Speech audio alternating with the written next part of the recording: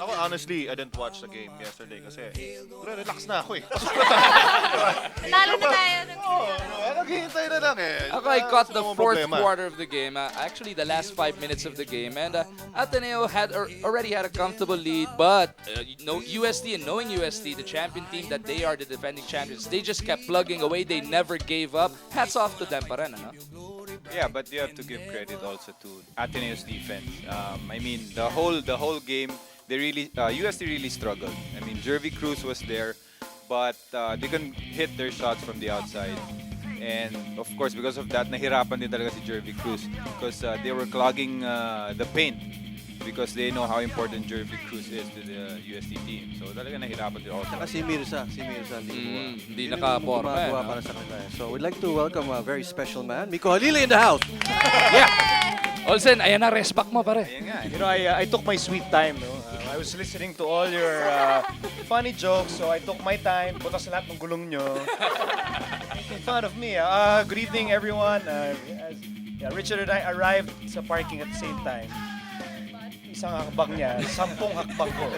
So, I'm a little bit late. But on this rainy Monday, you know, as Bagu mentioned at the top of the show, we're back to where we started.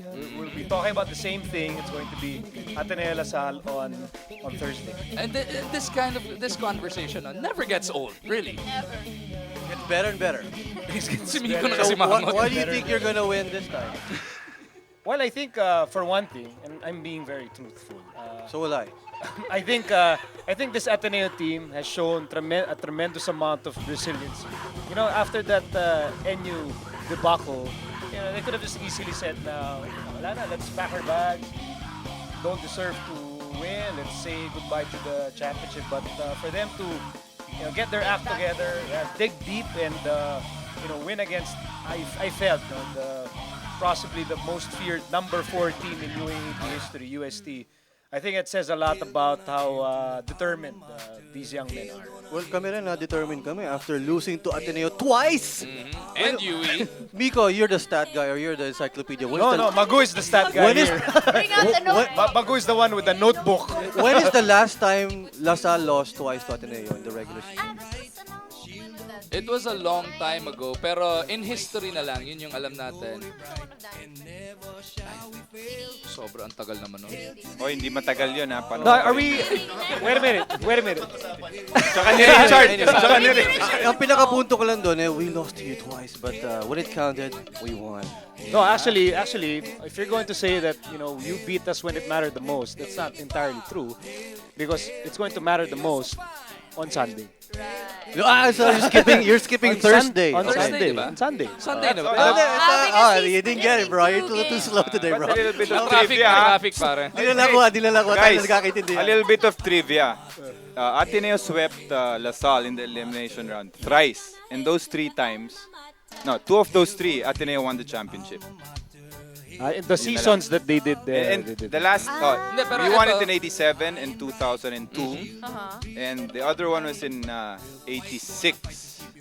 Hindi naman, where UP won the championship. So Pero those yung- 3 times, yeah. After those 3 times, yeah, we mentioned it 2 weeks ago that this was supposed to be the 4th year na Ateneo swept Lasal in the regular season compared to the 8 times that Lasal swept Ateneo in the regular season. Now, can this be considered a sweep or regular season pa ba natin na ano yung playoff na yun? Or do we consider it playoffs na? It's not the Final Four yet, but it's not the regular season anymore. Honestly, from a personal standpoint, I think the elimination round, you can just count that as ancient history. It really won't matter much. What's gonna matter now is the game on Thursday and the game on Sunday. Kala ko yung Sunday lang.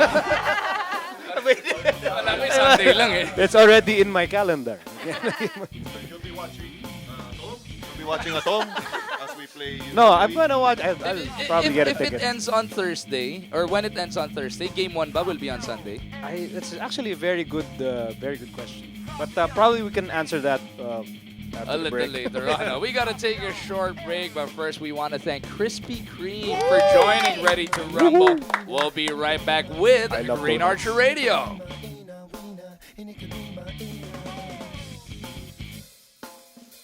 And you're back with us here on the second and I don't know if this is going to be the final episode of Ready to Rumble, the showdown between Halikinu Radio and Green Archer Radio here on the home of New Rock New 107. And this is not Green Archer Radio, by the way. This is the This is Halikinu this is Radio. the nicer part, Yeah. the more The intelligent, more intelligent. part of the 2-hour program. So we'd like to say hello to all the New Rock listeners as well as our fans on YouTube.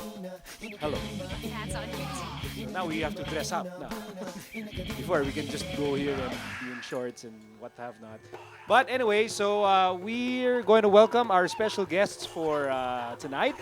One is a former Blue Eagle, and it's going to be a Gene King.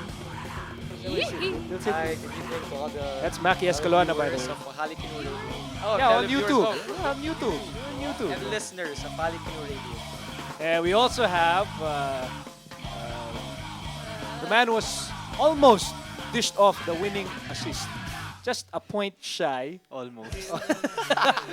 That's why, those other guys are saying, we can't count. Yeah, Bobby says he loves you, by the way. He has for something to making tell that, you later. Making that pass. Anyway, here's Dynamite Jai Reyes. Hi, good evening. And of course, another late Oh, comer another latecomer because of the rains. wearing a very nice Halikinu Radio shirt. Old school Halikinu Radio shirt. By the way, the guys from Animism, great, fantastic job. Yes. Great shirt. Hello, Mr. Mel Garrido. Good evening, Miko, and to all listeners of Halikinu Radio. We are all very happy tonight because we won. And alam nyo, yung mga narinig ko kanina, kaba lang yun. Kaba. Kinakabahan. Nervous laughter. Dahil syempre, binabalikan nila yung nangyari noong Tuesday, pero what's happening on Thursday will be the most important thing. Lalo na when we go to the finals. Really? Looking ahead. Looking Hindi ahead. kasi pag October, di ba, finals nyo na, may mga exam kayo, di ba, may mga tatapusin kayo, di ba? Pero tulad nga ng... Palang dami ng ginagawa. Ayun. So, marami nang ginagawa.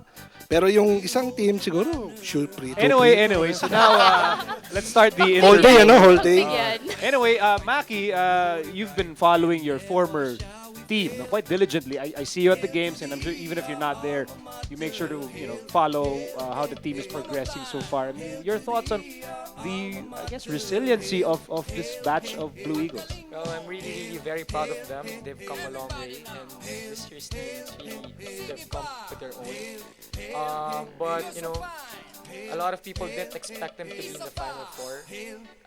But they're here now and up against LaSalle. And who would have thought, diba? Beating LaSalle twice. So I'm really, really very excited. And my prediction, of course, it's a biased one. It's really... That's okay. We're supposed to be biased here. That's They win on the entire Thursday, but premise. for me, as long as it's a close game, it will be Ateneo on Thursday. So if it's going to be close, it's going to be Ateneo. That's your fearless forecast. Bakit? Di ba natin pwede tambakan? Yun nga eh. Kahit close, kahit tambak. Parang Ateneo pa exciting rin. ng konti. All right, Mr. Chris Hermosissima, the big boss of NU 107, is here to make sure that no blood is splattered on the walls or everyone's happy, right? With the donuts. Thank you for the Thank you, Krispy Kreme donuts. Which, by the way, the Green Archer Radio crew is just gobbling up right now. Please save. Yes, please save some for for us. What about Jai? I mean, let's hear from somebody who is actually part of the team. What can you say about the resiliency of your teammates, of your coaching staff, of everyone involved with the basketball team?